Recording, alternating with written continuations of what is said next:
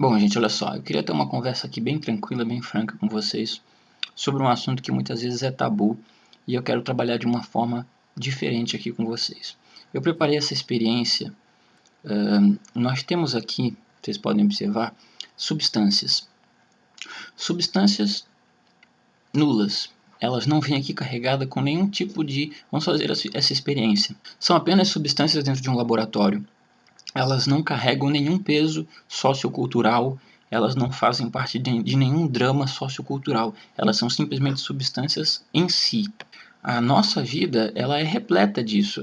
O ser humano, né, um ser biológico, todos os seres biológicos, eles são seres que vivem em um meio, em um ambiente, e interagem com substâncias o tempo todo. Desde que uma criança nasce, no primeiro momento que ela põe a boca no bico e bebe o leite da mãe, ela já está interagindo com a primeira substância na vida dela.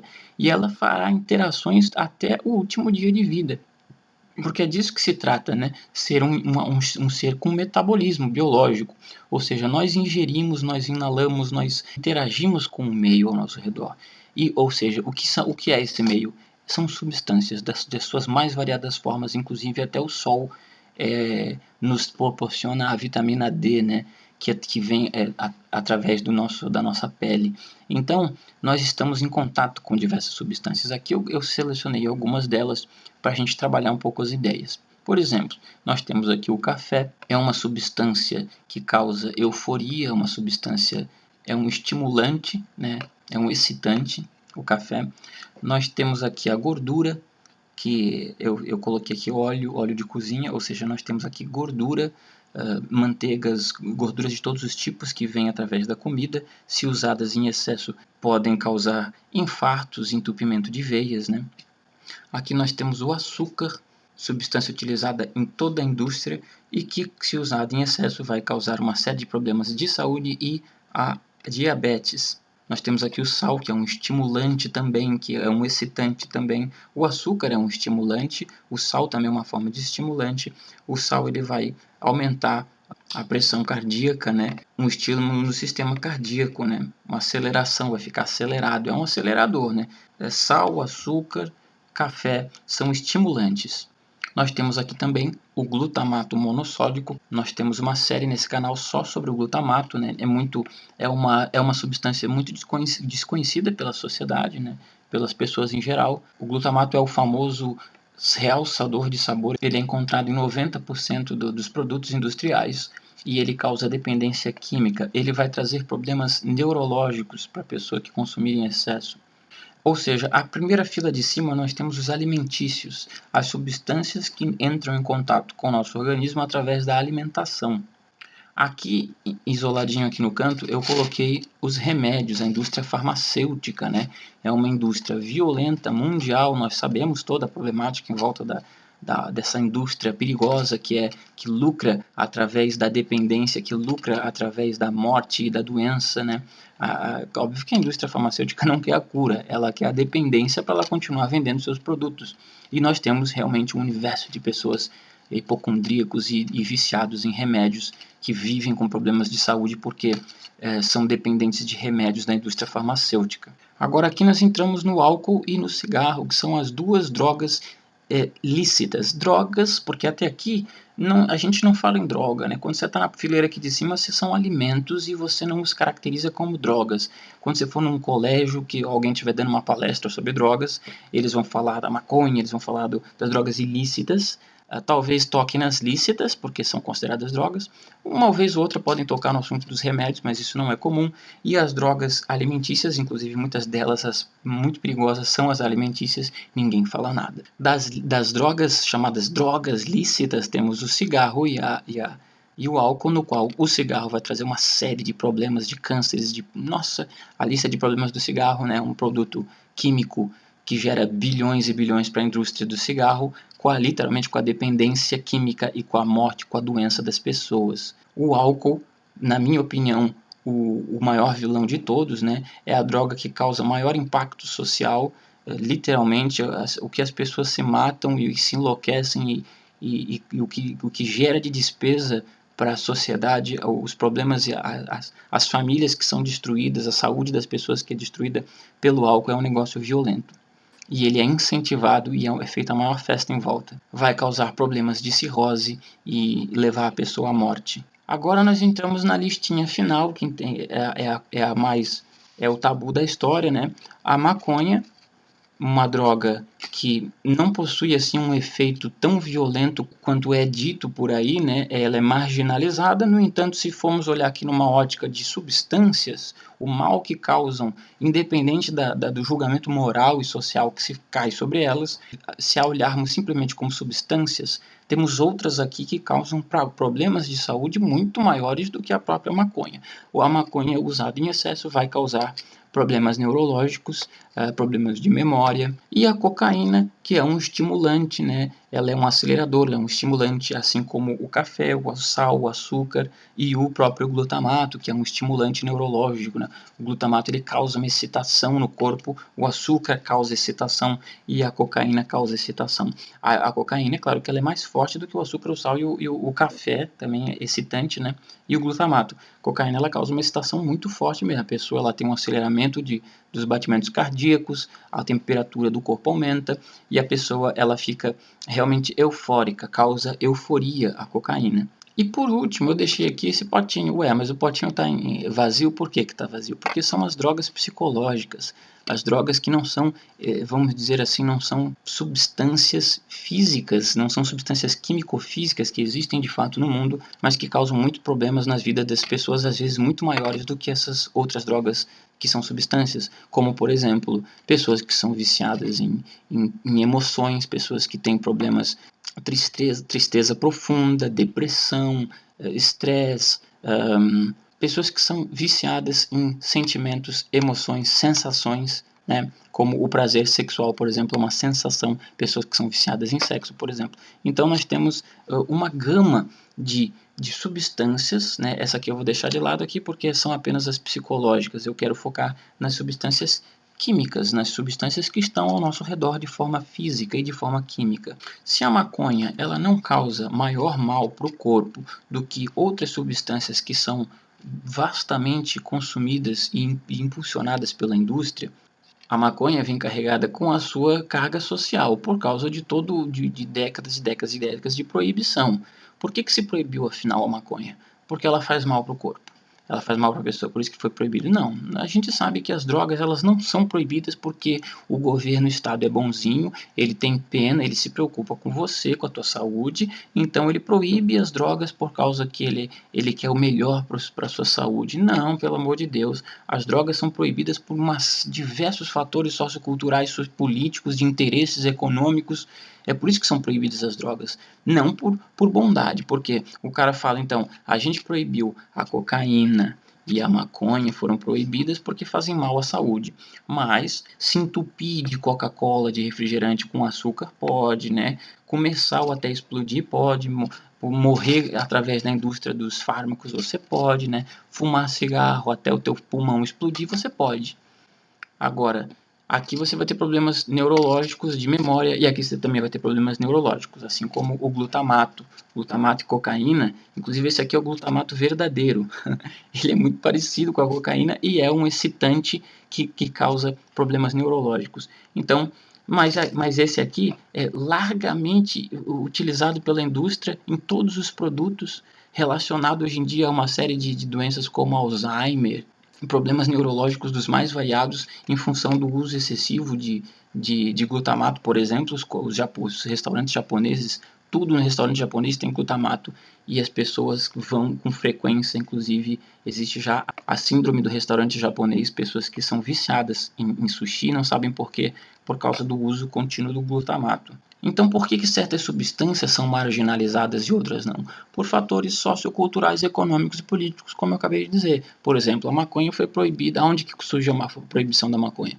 Nos Estados Unidos, na intenção do governo de bloquear a entrada dos mexicanos para o país, que consumiam muita maconha. Os mexicanos eles sempre carregavam, proibiu-se a maconha, você conseguiu evitar a imigração mexicana e também a indústria do cânhamo, né, toda a confecção de cordas, de tênis, de tecidos, de tudo, era tudo a partir do cânhamo. Isso aqui é cenográfico, tá, gente? Essa maconha é cenográfica, é cigarro, e essa cocaína aqui não é cocaína, é açúcar. É tudo cenográfico. Então, Eles utilizavam a maconha na indústria do cânhamo.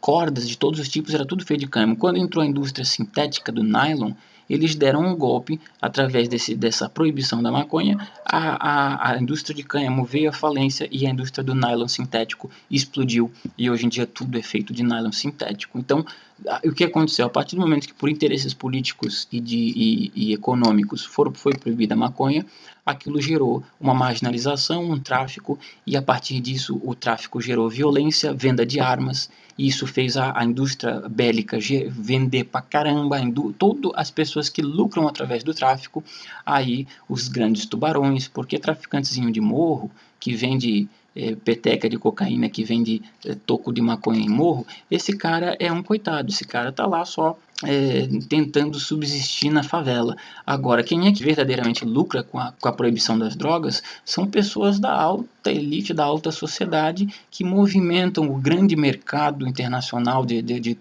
entorpecentes. São pessoas que andam de Ferrari, que moram em mansões e que lucram com o grande tráfico. Então, a proibição da maconha e de algumas outras drogas, por uma série de motivos, gerou um mercado ilegal, né, que permeia a alta sociedade também. E por isso é mantido esse sistema. A proibição de drogas é mantida porque ela gera muito dinheiro. E a maconha, depois dos Estados Unidos, foi proibida do mundo inteiro. E onde ela foi proibida, ela criou pessoas ricas e criou pessoas que vivem, pessoas que estão por detrás das facetas, não o traficante do morro, porque a maconha não é plantada no morro. Se você tem aí os traficantes nos morros do Rio de Janeiro, nos morros de todas as cidades, vendendo na favela a droga não é plantada ali na favela. A maconha vem de fora do Brasil. Quem realmente, quem são os tubarões que estão por detrás disso? Que proporcionam, que conseguem trazer por de dentro das fronteiras. Existe todo um caminho que a droga faz até chegar no traficante do morro, que é o caminho aonde você vê o que lucra isso tudo, tá entendendo? Então, é para sustentar, os caras querem sustentar esse sistema. A indústria dos alimentos quer sustentar a desgraça da vida das pessoas através de produtos químicos. A indústria do álcool e do cigarro destrói a vida das pessoas. A indústria farmacêutica também. Então, é tudo uma grande hipocrisia. A sociedade lida com esses temas de uma forma superficial. Eu vejo um debate superficial. Ah, maconha é proibida, cocaína é proibida, as drogas ilícitas, blá blá blá. Só que existem as lícitas que são violentas, existe todo o universo alimentício que causa problemas de saúde muito mais violentos até do que às vezes a maconha ou a cocaína ou outras drogas ilícitas. Então estamos tratando de uma hipocrisia, as pessoas não trabalham o assunto de forma clara, olhando nos olhos, ficam com aqueles tabus bobocas e no final ninguém encontra uma solução para o problema. Qual a solução na minha visão? Não é uma solução social, ou de dar porrada em traficante, não é uma questão social, policial, a questão da droga, a questão está em como você se relaciona com as substâncias na sua vida, como que você interage com essas substâncias no decorrer da sua vida. Vamos nos transportar para um planeta hipotético aqui. Esse nosso planeta, a maconha, ela é utilizada por sacerdotes e ela é respeitada toda dentro de um culto religioso. E por isso ela não é carregada com um peso de marginalidade como é aqui, vamos supor. Já essas pessoas desse planeta, vamos supor, elas têm um estômago muito sensível, são alienígenas, vivem num outro planeta. E elas têm, o governo tem despesas enormes com hospitais, porque todas as pessoas acabam nos hospitais com problemas sérios de câncer estomacal e problemas de estômagos por causa do consumo exagerado do café. O café é um problema social, o governo, por interesses econômicos e políticos, proibiu o café porque dava muita despesa nos hospitais e os encargos sociais eram muito grandes neste planeta por causa do consumo do café excessivo. Proibiu-se o café. Mas tem alienígenas que gostam de acordar cedo e tomar um café. O café nesse nosso planeta vai ser marginalizado, né?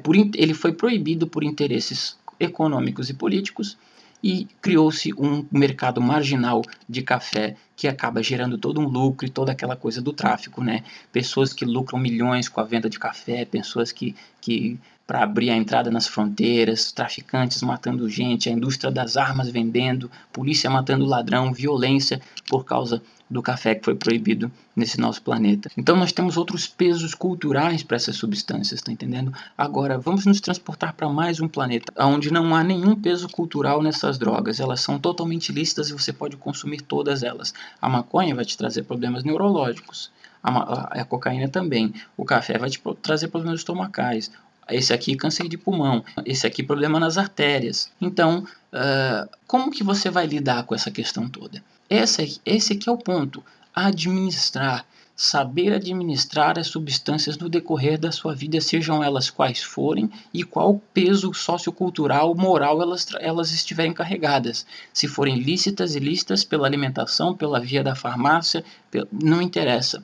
Como que você lida com as substâncias na sua vida? Como que você administra elas? Porque se você tomar café todos os dias de manhã, você vai ter problema de úlcera. Se você comer comida engordurada todo dia, você vai ter problema de infarto. O açúcar vai te trazer uma série de problemas, o sal, pressão alta, o álcool, cirrose, a cocaína e a maconha, problemas neurológicos e de memória. Ou seja, problemas, todas elas vão lhe trazer independente do peso cultural que carregam. Como que você lida com elas é que é a questão. Lembrando de Santo Agostinho, do século IV depois de Cristo, um grande filósofo que lidava com essa questão. Ele escreveu um livro chamado Livre-Arbítrio, Delibero Arbitrium, onde ele trabalhou essa questão da liberdade e do vício. O que é liberdade para Santo Agostinho? Liberdade para a patrística, né, do movimento filosófico da Idade Média, ser livre é controlar as suas paixões. Paixão significa desejo, vontade, impulso. Controlar o impulso é uma capacidade única do ser humano. O Agostinho dizia que os seres naturais, como uma pedra que cai, por exemplo, ela não tem a capacidade de coibir o impulso dela. A pedra, ela simplesmente cai. O impulso da pedra é em direção ao chão. Esse é o impulso natural da pedra. A pedra não tem a possibilidade de coibir este impulso, de, por exemplo, não cair quando solta. Agora, o ser humano, um agente dotado do livre-arbítrio, é capaz de coibir os impulsos naturais através do livre-arbítrio, através do uso reto da razão.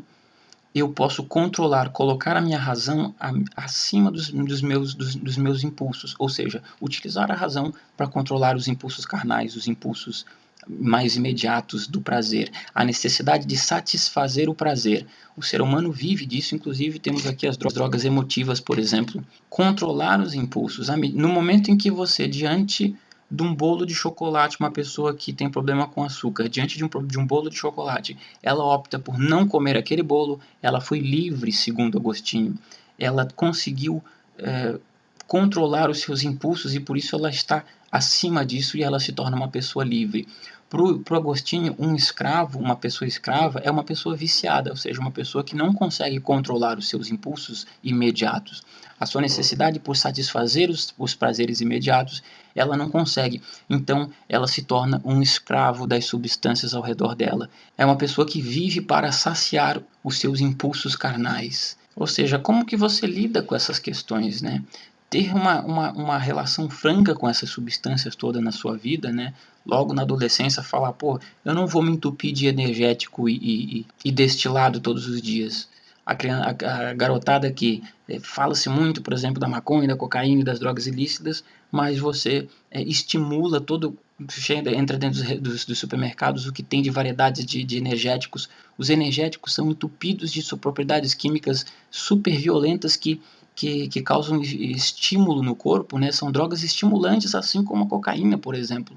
Então, os adolescentes hoje em dia se entopem de álcool, uma substância poderosa, associado ao energético, que é um negócio violento, e tem adolescentes que são literalmente viciados nisso, em baladas e baladas e mais baladas, onde você vê o cigarro sendo consumido à torto. Então, assim, para resumir, é disso que eu estou tentando mostrar aqui para vocês, que substâncias são apenas substâncias. A sociedade é que cria os valores morais e os pesos socioculturais em cima de substâncias que a princípio são nulas. Em cada universo você teria uma realidade por detrás dela, conforme os interesses nos quais elas foram proibidas ou não, conforme elas são utilizadas ou não.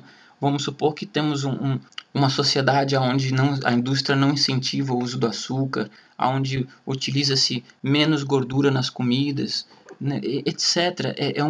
Realmente é uma questão vasta para ser tratada e eu não vou me delongar mais porque o vídeo já está muito longo.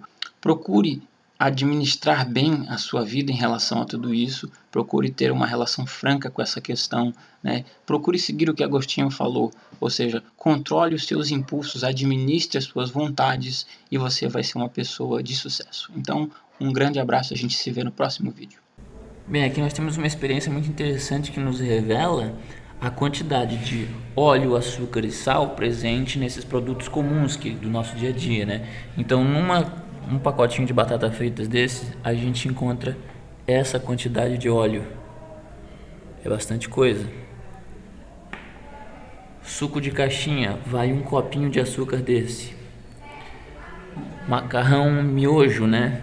Vai uma quantidade de sódio dessa, é o sal, né? Bastante sal. Açúcar na Coca-Cola. Leite condensado é o mais doce de todos, são 2 copinhos de açúcar para o leite condensado. O biscoito para crianças, né, também extremamente doce, a gente vai um copo inteiro de açúcar, ou seja, extremamente prejudicial para crianças, né? E aqui nada demais, né? Aqui é o suco em pó, o suco artificial em pó, né? Nós temos aqui essa quantidade de açúcar também. Então, assim, é interessante para a gente poder saber com o que nós estamos lidando, né? A quantidade de açúcar e sal em cada um dos produtos.